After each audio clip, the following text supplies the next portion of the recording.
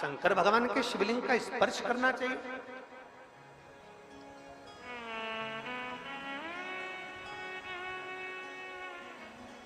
माता सती, उमा, पार्वती, माता कात्यायनी, चंद्रघंटा, स्कंदा, जितनी जितनी माताएं हैं संसार में, स्वयं लक्ष्मी जी भगवान शंकर के शिवलिंग का निर्माण कर, माता लक्ष्मी जी भी भगवान शंकर के शिवलिंग का निर्माण कर भगवान शंकर के शिवलिंग का निर्माण कर उसका पूजन करती हैं। माँ ब्रह्माणी स्वयं भगवान शंकर के शिवलिंग का निर्माण कर पूजन करती हैं। माँ इंद्राणी, इंद्र जब हार गए सत्ता, पूरा के पूरा बेबहू चले गया, वृत्रासुर असुर ने सब कुछ नष्ट कर दिया, तब इंद्राणी ने स्वयं बैठकर शिवलिंग की आराधना करी, शिवलिंग का निर्माण करा और शिवलिंग की पूजन करी। हमारा शास्त्र कहता है, कोई कहे तुमसे कि किस किस शिवलिंग स्पर्श कर सकते हैं, जरा विचार करिएगा।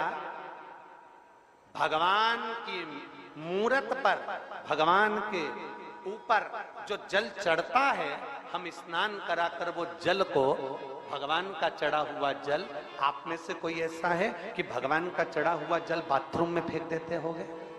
जम के तो बोलो जरा। नहीं, भगवान का चढ़ा हुआ जल, भगवान के स्नान का जल, आप में से कोई ऐसा है कि उसको रोड पर फेंक देता होगा? नहीं, भगवान का चढ़ा हुआ जल, भगवान को जल स्पर्श कर जाता है तो वो जल भी तुलसी के पौधे में चला जाता है, अच्छे वृक्ष में चले जाता है। जरा विचार करिएगा, मात्र जल भगवान को स्पर्श करा तो वो जल तुलसी के क्यारे में चले गया। अगर हम हमारे महादेव का स्पर्श कर लेते हैं तो हम भी भगवान के धाम को चले ही जाते। मात्र स्पर्श,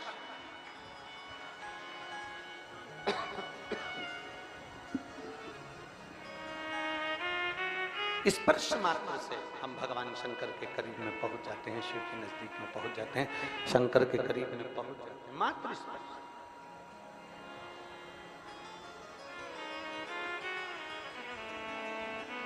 तुम जाओ, 2 लोटा जल लेकर जाओ और 2 लोटा जल लेकर, 2 बेलपत्र लेकर भगवान शिव के शिवालय में पहुंचिए, भगवान शंकर के मंदिर में पहुंचिए। चलिए। और शंभु शरणे मांगू घड़ी रे, दुख काटो दया करी दर्शन आपो। चलिए, 2 लोटे जल लेकर, मालन 2 लोटे जल लेकर, साथ में 2 बेलपत्र लेकर भगवान शंकर के शिवालय की ओर चल, भगवान शिव के शिवालय की ओर बढ़ी, शिवलिंग की ओर आगे बढ़ती चली। रोज जाए, सावन के महीने में रोज भगवान शंकर की आराधना करे, रोज भगवान शिव के मंदिर रोज जाए, शिवालय रोज जाए, प्रतिदिन।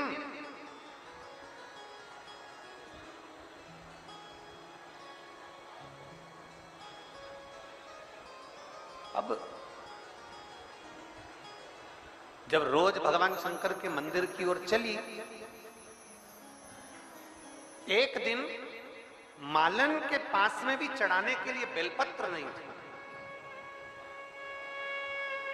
श्रावण का महीना था, व्रत उसके चल रहे थे, भूख बहुत लग रही थी।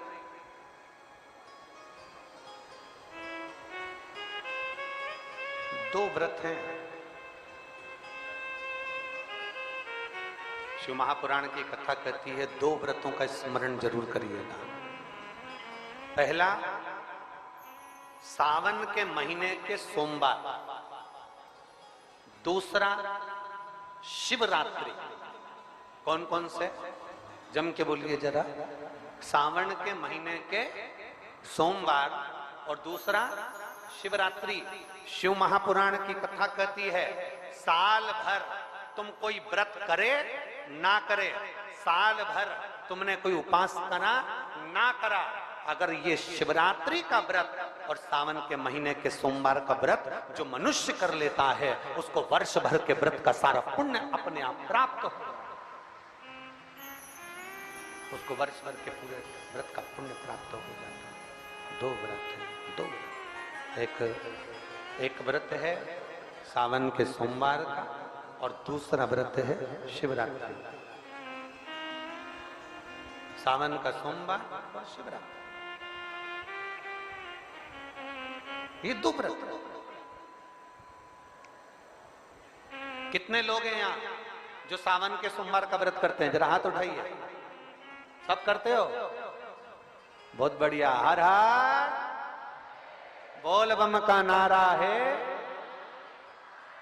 आवाज नहीं आई, जरा दमदारी से बोलो। बोल बम का नारा है, सारी समस्या का हल सावन में 2 लोटा।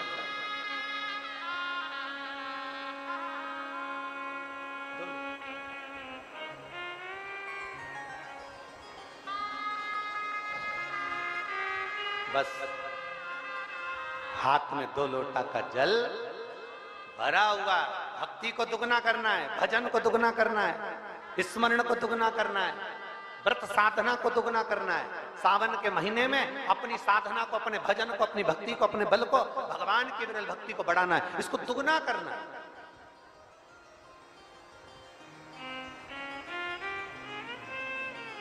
मालन को भूख लग रही है, बेलपत्र भी नहीं है, भगवान शिव को समर्पित करने के लिए बेलपत्र भी उसके पास में नहीं। भूख लग रही है, बेलपत्र भी उसके पास में। अब क्या कर, विचार करो। एक बेलपत्री के वृक्ष के नीचे बेलपत्र लेने के लिए पहुंचे। देखो मार्ग कौन दिखाता है? मार्ग दिखाने वाला कौन है? देवाधिदेव महा। आपको मार्ग दिखाने वाला, ये सब मार्ग के ऊपर चलता है। अब कल दोपहर में कथा में हमने कह दिया कि कल कथा विराम दे दी, फिर बाद में कहीं शंकर जी को बेत्रवती माता ने भोलेनाथ जी से कहा होगा ये हो क्या रहा है, तो फिर मालूम पड़ा कि कथा फिर चालू हो गई। तो ये सब मार्ग दिखाने वाला देवाधिदेव महादेव है। भगवान शंकर ओगरदानी, त्रिकालदर्शी, कैलाशी, अविनाशी है, सब मार्ग दिखाता है। अब इसको लगी भूख, और भूख के साथ में इसके पास में नहीं थी बेलपत्र। बेलपत्र नहीं तो ये भगवान बेलपत्र लेने के लिए वृक्ष के नीचे पहुंच गई। जिस बेलपत्री के पेड़ के नीचे गई थी, इसको स्मरण नहीं आया, इतनी भूख लग रही थी। उसी बेलपत्र के नीचे एक छोटे से मिट्टी के पात्र में कुछ मीठा प्रसाद रखा हुआ था। इसको नहीं मालूम कि किसने रखा, इसको नहीं मालूम कि कहां से आया। बस बेलपत्र लेने के लिए गई थी, और बेलपत्र ले जाते उसने वो पात्र का दोना, वो मिट्टी का पात्र उठा लिया और देवाधिदेव महादेव के मंदिर में लेकर पहुंच गई। बेलपत्र लेकर आज मंदिर में नहीं गई, आज थोड़ा सा मीठा लेकर, जो उसको मिला था उसको लेकर मंदिर में पहुंच गई। और भगवान देवाधिदेव महादेव के सामने, भगवान शंकर के सामने, भगवान शिव जी की साक्षी में उसने वो मिष्ठान रखकर भगवान भोलेनाथ जी से प्रार्थना करी, आज मेरे पास देने के लिए बेलपत्र नहीं है, मैं जल लाई हूँ, साथ में ये थोड़ा सा प्रसाद लाई हूँ, आप पा लीजिए। और भगवान को देने लगे। कहाँ से लाऊं लड्डू, कहाँ से कहाँ से लाऊं बर्फी, वो शक्कर जड़ी रे, और भोले तेरी सेवा हमसे ना बड़ी रे। ओ भोले तेरी सेवा हमसे ना बड़ी रे। कहाँ से लाऊं लड्डू, कहाँ से लाऊं पेड़ा, कहाँ से लाऊं लड्डू, कहाँ से लाऊं पेड़ा, कहाँ से लाऊं बर्फी, वो शक्कर जड़ी रे। ओ भोले तेरी सेवा हमसे ना बड़ी रे। ओ पूजा की थाली में लिए खड़े रे, पूजा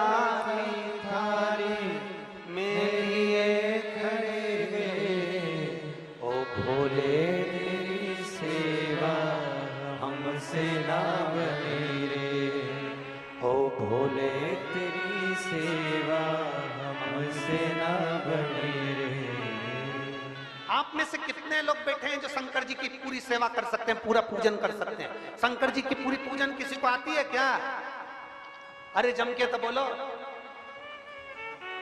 भगवान शंकर की पूरी पूजा किसी को आती है? स्वयं नारायण भगवान विष्णु स्वयं रूप रख कर आए और स्वयं माता पार्वती जी से कहते हैं, पार्वती तुम्हें मंत्र नहीं आता, पार्वती तुम्हें साधना नहीं आती, पार्वती तुम कोई श्लोक नहीं जानती, पार्वती तुम अक्षर नहीं जानती, पार्वती तुम शंकर की पूजा नहीं जानती, पार्वती तुम शंकर की आराधना नहीं जानती, ना तुम मंत्र, ना कोई विद्या, ना तंत्र, ना साधना, तुम भगवान शंकर की पूजन करना नहीं जानती, तुम्हें शिव कभी नहीं मिल सकते। पार्वती जी छोटी सी अवस्था में गुफा के अंदर बैठकर तप साधना में लगी थी। भगवान नारायण ने जब रूप धर कर बोला कि तुम्हें कुछ नहीं आता, पार्वती जी कहती हैं मुझे कुछ नहीं आता, बस एक काम तो आता है, लोटा भर कर जल चढ़ाना तो आता है, मेरा शंकर मुझे मिलेगा।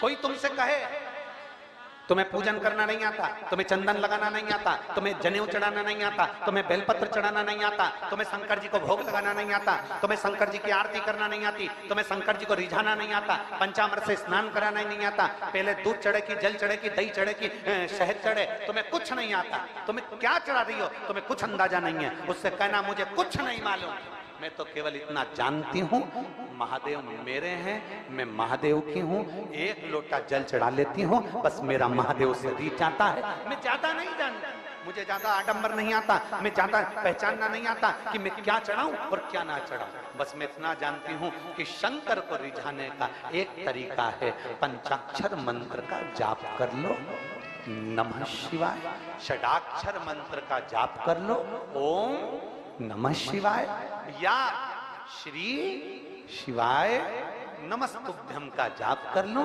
या एक लोटा जल मेरे महादेव को रिझा लूं, वो भी ना बने 3 बार ताली बजाकर शिव को रिझा लूं, वो भी ना बजे तो बम्बा भोले बोल कर मैं शिव को रिझा लूं, इतना भी ना बने तो उसके शिखर का दर्शन कर कर मैं मेरे महादेव को अपना बना लूं, बस इतना जानती हूँ और कुछ भी।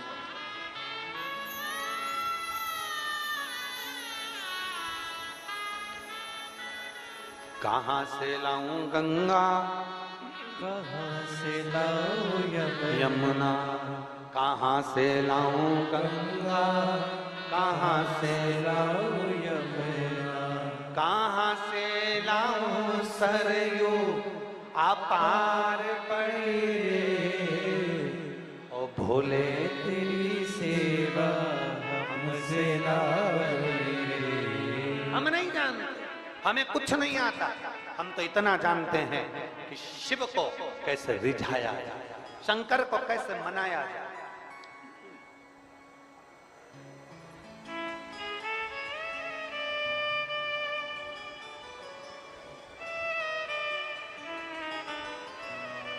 अब आप शिव जी को रिझा रहे हो, आप भगवान शंकर को रिझा रहे हो, आप भगवान शिव की आराधना कर रहे हो, आप शंकर जी का स्मरण कर रहे हो, आप शिव भक्ति कर रहे हो, आप शिव में अपना ध्यान लगाए। एक बार हम बुधनी में कथा करने गए, बहुत पहले की बातें हैं ये, अब तो इतना समय नहीं मिल पाता, अब ये सब 20-20, 19-19, 22-22 साल पहले के प्रसंग हैं।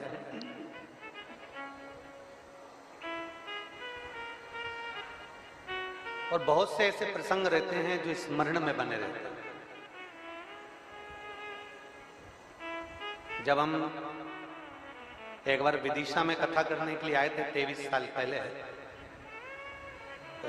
नंदवाना में छोटी छोटी गली थी विदिशा की, नंदवाना में, और वहां श्रीनाथ जी की हवेली, शायद हवेली जी भी होगी, हवेली जी के पास में यजमान का घर था अग्रवाल जी का, जहां कथा करी थी, अनाज का काम था, भी उनके साथ कोई कमी हो गई है इसलिए वो लोग नहीं आए।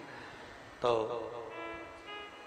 हवेली जी से सामने वाली पट्टी में 4-5 घर छोड़ के शायद अग्रवाल धर्मशाला या कोई उस धर्मशाला पे, अब पहले तो पुरानी थी, नहीं हो गई क्या वो, अच्छा, पहले पुरानी थी, उसमें ऐसी लकड़ी की बनी हुई थी और एक बड़ा सारा हॉल था, बीच में लकड़ी के खंभे लगे हुए थे, उसी में हम रुके थे, विदिशा में आए थे, उसी में हम लोग ठहरे हुए 23 साल पहले का स्मरण।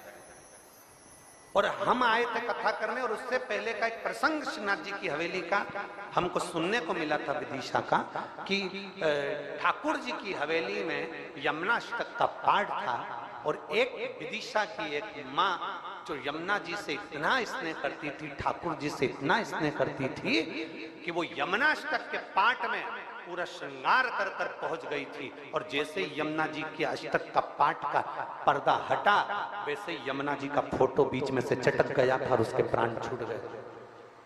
ये विदिशा का इतिहास कहता है, ये विदिशा की कथा कहती है।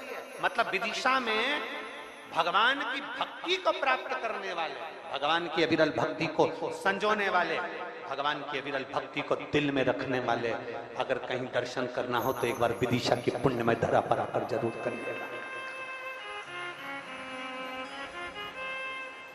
शिव को रिझाना, राम को रिझाना, कृष्ण को रिझाना, अविरल भक्ति को धारण करना, ये कुछ पुराने प्रसंग। पहले हम विदिशा